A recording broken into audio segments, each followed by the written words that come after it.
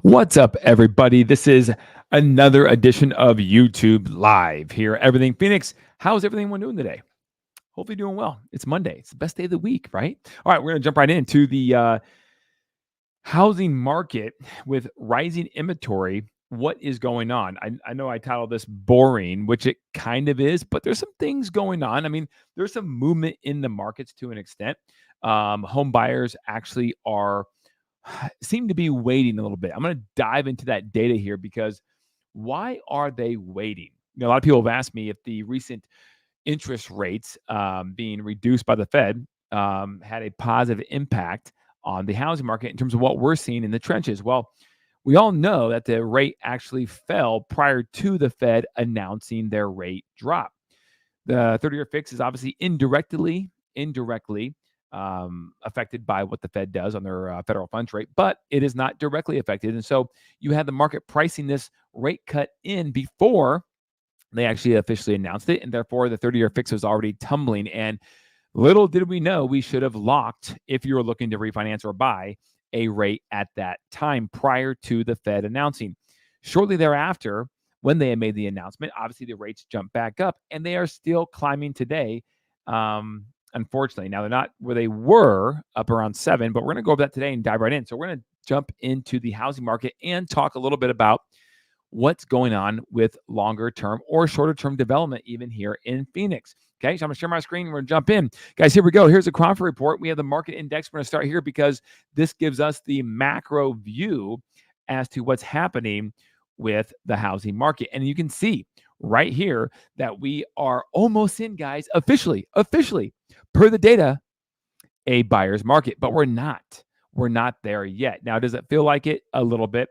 Are we a buyer's market in some areas within the Phoenix area? Yeah, we are.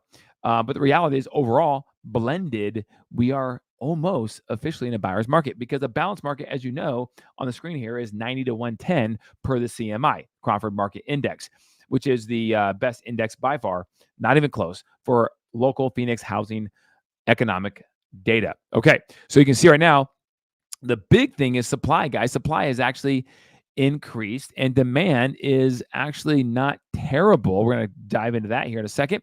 But overall, we have a 93.9 on the CMI. So, guys, it is still trending towards a more ho-hum, boring market to an extent. Okay, so we're going to go over here and we now are going to talk about some of this data. In blue, I have it highlighted. There were 5,584 closed transactions, down 5.3% from 5,896 in September of 2023 and down 6.4% from August of 2024. Guys, so what's that saying? That's saying that closed transactions are down. Less people are buying than what is typically bought last year at this time and even the month before, guys. And August is not by any stretch of the imagination, seasonally, a great month in the Phoenix housing market. So it is becoming more boring, more slower than it has been here in the recent months or even last year. And last year, guys, rates were higher technically than where they are right now. If you don't believe me, let's take a look right now. 30-year fixed. Here it is. Okay. Currently at 6.64%. 6.46%. Now, if we go on a 5-year zoom on here, you can see that we are in October, right? October of 23. Let's just pause right there. Holy Moses. We hit a 8% rate in October 23. October 11th right here, we hit a 7.67% rate. And right now, today is October 14th, right? So call it about year over year. So 7.67 rate compared to today, which is at 6.64, you're almost a full point less. But yet, according to the Crawford report, we have a 5.3% decrease in closed transactions than last year at this time. Why is that? There has to be something going on.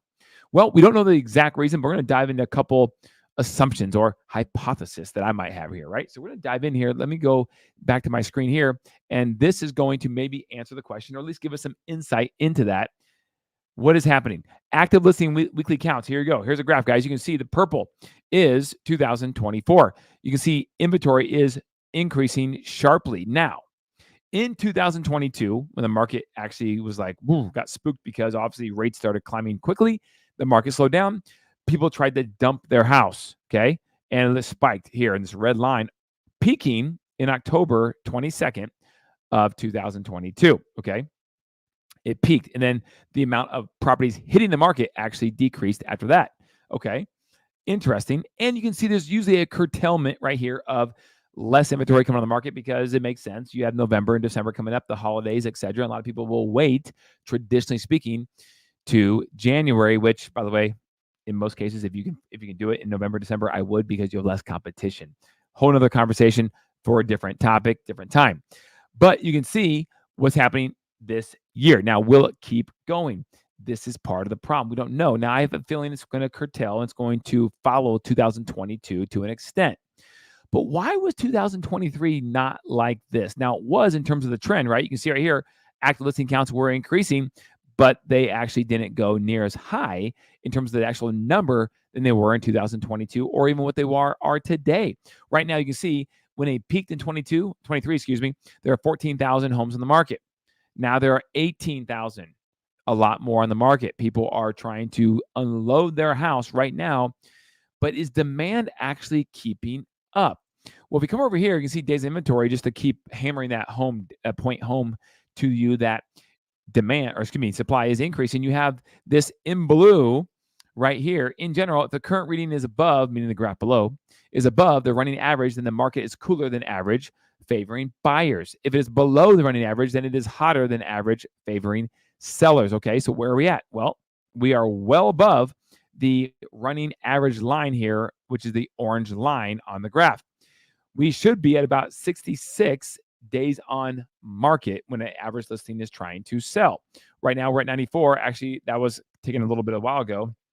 We are actually today much higher than that. We were actually, or just a couple of days ago, we were when it last was red, we were at 104 days on market across the Maricopa Greater Phoenix area. Guys, 104 days on market. That is a lot compared to what we've been used to recently here on market. So anyways, that is interesting. So we are exploring what is going on, and now we have demand. So demand, look at this, guys. I mean, the sales must be horrible, right? They must be horrible if we're getting these kind of numbers. Actually, they're not. That's what's interesting, guys. Look at October 22, October 23, October 24. We actually have more sales this October than we did last year, but yet overall closed transactions are down 5.3%. Interesting, right? Because we have much more supply on the market. So we have some demand that's not just falling off the cliff. If it was, this would just be like crashing down, but it's not. So what's happening to the price changes? Are people just unloading or trying to load their listings and therefore just reducing the prices of their homes? They're not. Now, we did have a spike a week ago, but this most recent week, October 6th, we had 2,200 price cuts on all the listings on the market across the Phoenix area, whereas the week before we had 2,500. So it actually went down. So price cuts are not just rampantly going out of control, and people are just trying to unload their houses by any stretch of the imagination. So that's the big thing I want to get home here today. We have some more data I'm going to cover here in a second, because what's going on with the prices? Is the median price going up or down? Is the average price going up or down? Now, it's a trailing indicator by a little bit, but not much, because the Crawford report is pretty accurate and staying ahead or right behind what's going on in the marketplace, unlike other companies like Case-Shiller Index and these other economic companies, data companies. Now, that being said, guys, the data shows that the housing market is not crashing, although we feel like it probably should be, because things are kind of expensive. It's not that affordable to buy a house anywhere in America, let alone in the Phoenix area. So it feels like it should come down. It feels like it can't keep going on forever like this, and it maybe can. I mean, the housing market is cyclical to an extent. You can see by this graph, right? Any graph that the market goes up, it goes down. Matter of fact, let's share this graph right here with you, okay? Here is the monthly median sales price. This thing, if I go back even further, it goes up and down, but this one's gone up, it's gone down, it's back up, and it's bouncing around here. But guys, here's the deal. The most recent reading is at $452,000 in terms of the median, which eliminates any skews of heavy luxury sales or heavy investor lower end sales. It takes the median. Guys, it increased over the last reading. So September of 2024 is at 443, and it bounced right back up about $9,000 to $452,000. So prices are going up. Interesting, right? Inventory is increasing up. Demand is also increasing, but inventory is increasing at a higher rate right now, but yet prices are going up. And then if you look at the average, which a lot of you won't want to do the average, but we're going to do the average anyways, because why not? Let's just look at both. Average monthly sales prices down in September, back up here in October. Right here, you can see at 578. 578. So the median's at 452, and the average sales price at 578. How about the price per square foot? I'm glad you asked. Monthly average sales price per square foot, you can see that is up as well. In September, it was down to 285, and it is now back up to 292 in October. So what will happen in November? Now, if you look at this graph right here, you can see that last year at this time, if we go to November 23, it kind of bounced down in July. It went back up in August. It went up in October. It bounced down in December and November. Let's go back to 22.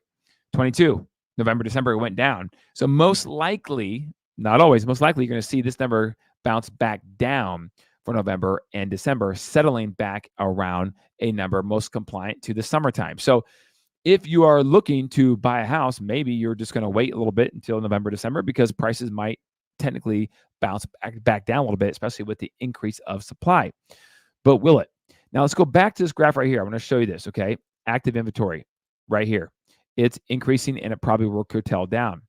So let's talk about supply and demand, okay? If we talk about supply demand, we know that if the active inventory follows the seasonal pattern and will curtail and potentially go back down here over the next 2 months, finishing out Q4 of 2024, but demand typically will actually hold, if not go up a little bit, because people are looking to make a move down to Phoenix because the weather is breaking. Now, does demand increase more after the holidays? Yes, it does. Let's be honest. Demand isn't on fire at all in November or December.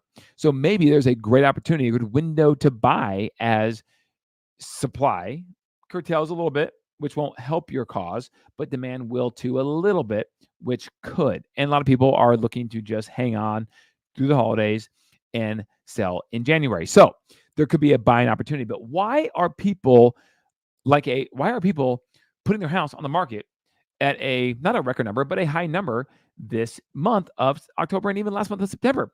I do believe it's this thing called the presidential election coming up in November. Guys, I have talked to a lot of people. Remember, we are boots on the ground.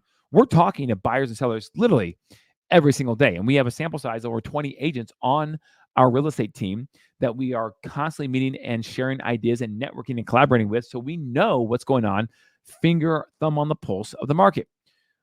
It's the election, guys. I'm telling you right now, a lot of people, and why they do this, I don't know. But I feel like a lot of people are putting their house on the market, trying to make a move prior to the result of the election. I guess they figure that almost no matter who gets in office, there's going to be some wrongs that need to be righted somehow, some way. And so things could get a little bit squirrely, a little bit rough. But obviously, we don't know who's going to win. We don't know if so-and-so wins, what it will look like. A lot of people talk about tax cuts or lack thereof, or tax increases. But the reality is it matters who wins the Senate. It matters who wins the House of Representatives as well. If you get one party that controls all three, the White House and both chambers of Congress, yeah, things will probably go that way and go fairly quick. But even then, a lot of tax proposals, whether increases or cuts, may not be able to go through based upon how Congress works, talking to some economists and politicians, until most likely the summertime of 2025. But consumer sentiment matters. How people feel matters, even though things may not change a lot over the next several months. You're going to have a lame duck term with the current president, no matter what, right? Because the new president doesn't get sworn in until late January. So you're going to have this period of time. We'll be interested to see what happens. But I do think that rates are going to be around the same, and that I'm going to make that argument right now. Chances are, even if the Fed drops the federal funds rate by 25 basis points in November, which some people are saying it's a coin flip now, you may not see the 30-year fixed rate mortgage actually move much, honestly. And I think it's going to remain around that 6.5 mark. Why? Because I think people don't believe that inflation is really under control. You go to the store to get your groceries and buy clothes, or maybe you want to get some new, you want to shop housing insurance or insurance for your cars and things like that nature. And things just don't feel cheaper. Matter of fact, they feel more expensive than ever. So let's talk about that. I'm going to share my screen here because here is an article that mixed mortgage signals inflation continues to cool, but the labor market strengthens. This is the most recent job report. Okay. Now, this is not rocket science right here or breaking news as of earlier this morning or anything of that nature. But here's the deal. If there's any doubt, the Federal Reserve's half-point interest rate cut was the right move. Those doubts are fading, and there's reason to support another cut in the coming months. But will that do much? But here you go. The U.S. Bureau of Labor Statistics Consumer Price Index for September fell by 0.1 percentage point compared to August and sits at a measured 2.4% year over year. This is the CPI, guys, right? Tracking inflation. Year over year core inflation, which omits food and energy costs, rose 3.3%. So core inflation went up 3.3%. Guys, I am going to repeat myself one more time on that. The CPI went down by 1/10 of a percentage point to 2.4% overall, but it omits energy and food. That now factored back in creates this thing called core inflation. Core inflation went up month over month, 3.3%. Okay. This explains a lot of what we're talking about here. Okay. The year-over-year number for shelter costs, which is weighted a third of the index, also fell 4.9% in September to 5.2% where it was in August. Okay. And it was peaked out at 8.2% in March of 2023. All right. These costs account for 65% of the September core inflation reading, which went up again 3.3%. Guys, inflation doesn't feel like it's going down because the things that you and I as consumers, as everyday Americans, buy the most, you'd probably make the argument, is energy and food. You need gas. You need electricity for your home, your air conditioner. You need it for a lot of things in your house. Maybe you have your heat on electric. Maybe you have your heat through gas, natural gas. That's energy as well. So no matter what, we use these things on a daily basis, multiple times a day, and it doesn't feel like it's getting cheaper because it's not. Now look at this last paragraph. What does all this economic data mean for prospective home buyers and sellers this fall? That's what this show is about here on Everything Phoenix. Okay. Lower inflation suggests that mortgage rates will come down further this fall. However, mortgage rates are impacted by broader economic conditions like core inflation. If labor market conditions continue to outpace expectations, we could see mortgage rates increase or at least not fall further.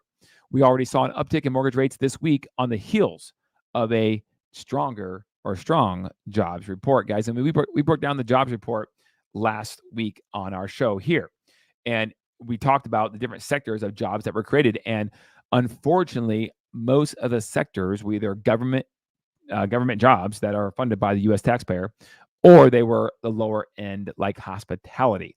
And so the higher end person that can afford a house pick a city in America because housing costs are up, were not created a whole lot of those jobs. And that's the problem. But yet the market, quote unquote market, still reacted like, oh my goodness, all these jobs, this is better. It beat what was expected. So let's now have obviously the 30-year fixed treasury bonds go up. Okay. So interesting, guys, right? This is interesting how this is all working out. Now, if we go back over here, let's talk about the consumer price index. Just to make sure everyone understands, it's from the Federal Reserve Economic Data website. The CPI, all items less food and energy, guys. Okay, I don't know. I'm sharing my screen here, guys. I apologize, but right here you can see right here is the chart I'm looking at, and I don't know, and that's all items less food and energy. But guys, I don't know too many people that are buying it because energy is the foundation for all cost. Everything. Think about it. Right? The food, the bread, the eggs, everything comes to the store through energy. A truck, a plane, a boat, something that's using energy. And so if energy costs are high, food's going to remain high, and other things will continue to stair step and domino and remain high. So we got to get energy costs down somewhere or another to get the inflation to come back down, which, by the way, will help affordability. So, and by the way, when you have lower inflation, you can have what? lower rates. When you have lower rates, the monthly mortgage payment becomes more affordable. And even if the house prices don't come down, but your monthly payment comes down significantly, a couple $100 a month, whatever it may be, that makes all the difference between someone being able to qualify for this house to buy and not. So, man, this is what needs to happen, guys. Now we're going to wrap this up pretty soon. That's going to wrap up basically the housing market talk we're discussing. But let's go over to development, guys. Okay. Arizona's home to the richest country club in the nation, guys. Speaking of affordability, the richest country club in America is located right here in Scottsdale, Arizona, and it is Desert Mountain. Guys, Desert Mountain, this is the picture of one of their 7 courses, guys. That's right. For this country club, you join, you get in, you have access to not 1, not 2, but 7 golf courses you can play on a regular basis whenever you would like. But it's a number 1 ranked on the Phoenix Business Journal's 2024 most challenging golf course list. Beautiful area up in North Scottsdale called Desert Mountain, guys. It's a guard-gated community that has the country club of Desert Mountain located right in the middle of it. Okay. So let's just talk about this real quick, because Desert Mountain ranked as the most asset-rich non-profit country club in the nation based on total assets of $176 million in 2022. It's more than double the number 2 ranked Westchester Country Club in New York, which reported assets of $85 million. Okay. And it is located in one of the wealthiest zip codes in the state, actually the wealthiest zip code now, at 85262 in North Scottsdale. It's an invitation-only country club that has a $200,000 initiation fee, and of course, there is a waiting list. Now, we have sold houses in Desert Mountain, and we continue to do so and help clients up there, guys. And I will tell you this, some houses that actually are being sold in Desert Mountain, although it's not a requirement to own a house in Desert Mountain to belong to the country club, some of the houses have a country club being sold, membership sold with the house. So even though maybe it's not the perfect house you want in Desert Mountain, if you want to belong to the country club, that could be your fast track into the club immediately. Just buy the right house. Buy the right house. Okay. So that's something that we can help you out with. All right. So we go back over here to share my screen, and we are continuing to scroll down here, and it talks about the National Country Club list. But there you go. Number 2 is Silverleaf in Arizona, and number 3 is Greyhawk Talon, which, by the way, these are courses just in general. Greyhawk Talon is a phenomenal course, but it's public. It's not cheap, but it is public. These 2 up here are 2 of the most exclusive clubs in all of Arizona, and I would argue the country, in Silverleaf and Desert Mountain. They are amazing country clubs to go golf or be part of, just in general. All right, development, guys. Pinal County, which is located just south of the Phoenix area. In fact, Pinal County does touch part of the southeast greater Phoenix area of Santan Valley and parts of Queen Creek. It is blowing up when it comes to development, guys. There are millions, multi-millions, billions of dollars being spent by companies in the Pinal County area, which primarily is the city of Casa Grande. Now, obviously, you have the city of Maricopa as well. You also have, not the county, the city of Maricopa, and you also have Coolidge and Eloy and some other cities in that area. But you got Kohler dropping $300 million. Boom. Green Bay Packaging Inc. buying 80 acres. NRS Logistics of America dropping. Chang Chung, the TSMC supplier, broke ground 22 of a $300 million facility on 84 acres. And Lucid now is expanding their footprint because they're going to start rolling out their SUV pretty soon here. Electric SUV, not just the car. And by the way, I like the look of their car. Lucid makes a good electric looking car. Sedan, Frame Tech, LG Energy Solutions, Procter & Gamble, and the list goes on and on. It is amazing to see, guys, because what's this going to bring?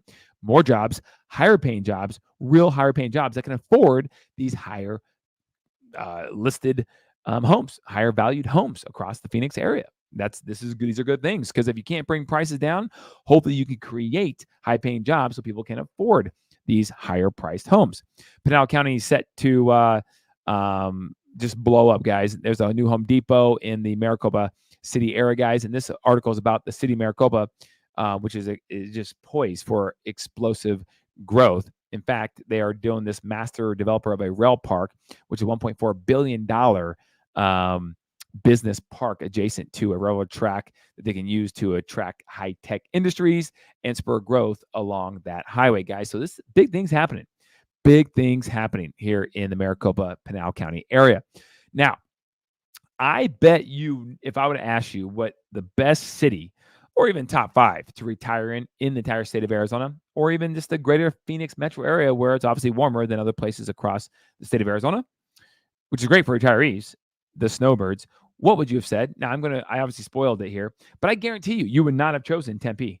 Guaranteed. It's known for Arizona State University. It's known for the college life, the young professionals life. That's what Tempe is known for, being located right in the center of everything. But Tempe just made the list of one of the best places to retire, according to Fortune magazine, guys. And the main reason why is because of the Mirabella, super nice active adult community, guys. When you think of active adult communities, you think of housing subdivisions with maybe some shared walls of a patio home at best. But you have, the golf course, you have the decent backyard, but it's low maintenance with rocks, so you can just lock and leave. No. This is the new look of what active adult communities could look like. And Tempe is modeling it for you right here in Arizona. Okay. But Fortune's list of the 25 best places to retire affordably named Tempe number 20 on the list, which is the highest for the Phoenix area, citing the East Valley's rich cultural scene, outdoor lifestyle opportunities, and active adult communities, along with its abundance of urban things to do. Okay. So pretty cool, guys. And then, of course, you have some California cities that top the top 5. But you have American Canyon City in California. If you're curious, you have, that's just south of the Napa Valley. You have Newport, Rhode Island, Santa Clara, California, Beaufort, South Carolina, down by the Hilton Head area, and Portsmouth, New Hampshire. Okay, top 5. But Tempe does make number 20 on the list. So that's pretty cool. All right, but you wouldn't have guessed that. I know you wouldn't have guessed that. Don't lie. All right, Skybridge Master Plan Park in the Phoenix Mesa Gateway Airport hits a milestone, guys. All this article is showing that the whole area down by the Phoenix Gateway area airport is blowing up, guys. They are trying to make this area, like the Scottsdale Air Park, a huge employment center, and there is industrial buildings propping up like wildflowers down this area, guys. It is going to be special. Give it about 15 years. It's going to be special, okay? Battery casing manufacturer signs a big lease in Goodyear. More industry coming, guys, and people want the industrial buildings in the Phoenix area because of its proximity to the West Coast ports of Long Beach, LA, etc. Okay, and it's a lot cheaper, by the way, to house your goods. Okay, we talked about this, why mortgage rates may not continue to drop, guys. But this is another article, not Yahoo Finance, but the Phoenix Business Journal, talking about the same thing that Yahoo Finance is talking about, and here's why. A recent analysis by Realtor.com found that 60% of homeowners in U.S. lived in homes with a mortgage, while only 39.8%, a whopping, 39.8% of homeowners actually own their homes free and clear.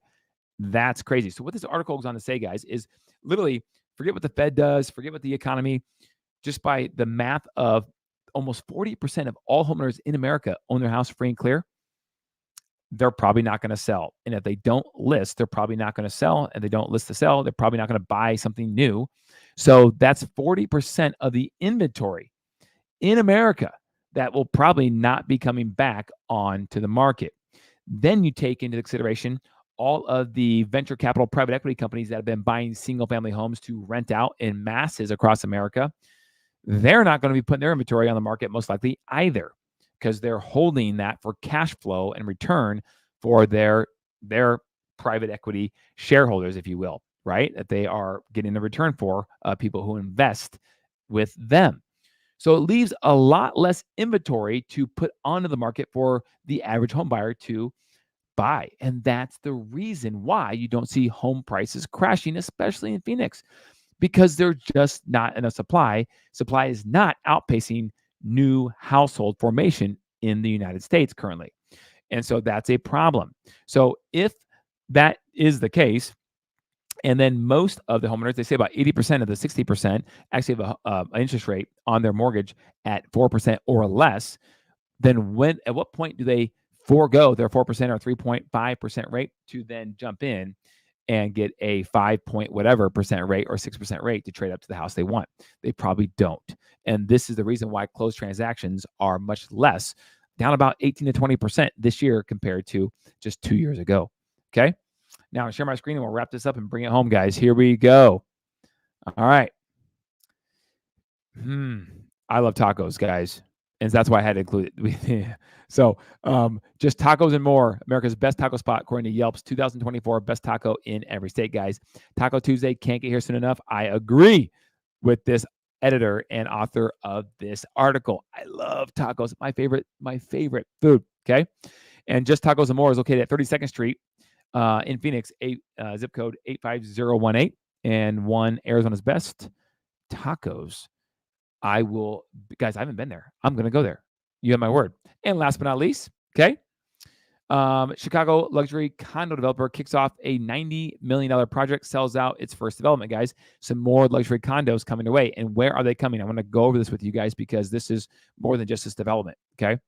They've already debuted in North Scottsdale and sold out a $100 million condo project called Portico in March. They are now developing another 88 units of luxury condos called Atavia. Both are within the DMB Association. $1 billion project called One Scottsdale, which is a mixed-use project, the northeast corner of Scottsdale Road and the Loop 101, guys. Can this work out? Here's a map, and it is upside down or sideways for a reason, okay? Because here's the map I'm going to show you right here. That plot of land I just showed you with the blue and the yellow is this plot of land right here on the north side of the 101, south of Thompson Peak Parkway, north of 101, Scottsdale Road, bordering it on the west, this rectangle. So now you can see what it is. You have residential right here, multi-family. Then you have commercial, and a current Henkel building right here, bordering the 101. But all this is being built in, and this is called the $1 billion One Scottsdale mixed-use project. Guys, it's going to be very, very nice. You can see right here, very nice. But can this area of town support all the additional population and traffic that's going to be coming there for the commercial use space? I hope so. And I hope they do something with Scottsdale Road because, guys, as you can see by this map, you have more development coming in right here. You have more development coming in right here, okay? And you have this state land and more development coming up here. ASU and Mayo Clinic are doing a joint venture project right here, which is going to be just outstanding right here, south of 101, this little plot by the Mayo Hospital. But you have all this land right here that hasn't even been touched yet. That's going to be, that is just prime land to be developed. So you're going to have a lot more population coming to this area, which brings more cars to the 101, more cars down Scottsdale Road, Hayden Road, et cetera, et cetera. So they'll develop 64th Street at some point when that happens. I'm sure they already have the overpass built, so that's good. But guys, what do you think about more population, whether it be for work or for living, coming into that area right there off the Scottsdale Road exit in the Loop 101? Let me know. Comment below. I'd love to know your thoughts on that and if it's sustainable here. Hopefully it is. It has to be. Otherwise, they shouldn't be issuing those permits, right? That's a whole nother conversation. City Council. Okay, whole nother conversation. But I'd love to know your comments, your opinions. Let them flow. Let them rip right here. That's what this channel is there for. Okay, guys, thank you so much for, as always, joining us here on our channel. Join us next Monday, same time.